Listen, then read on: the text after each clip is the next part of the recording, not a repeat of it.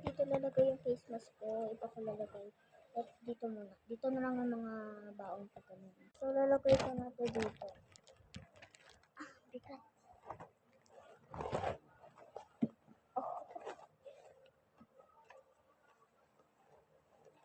Oh my, ang cute.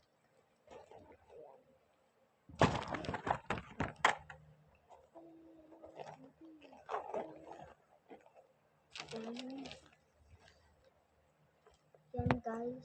So guys, papakita ko sa inyo ba? May ganito siya para pag matatanggal siya sa kanya. Tsaka may lalagyan na siya dito para malagay. Titubigan. Ito naman dito.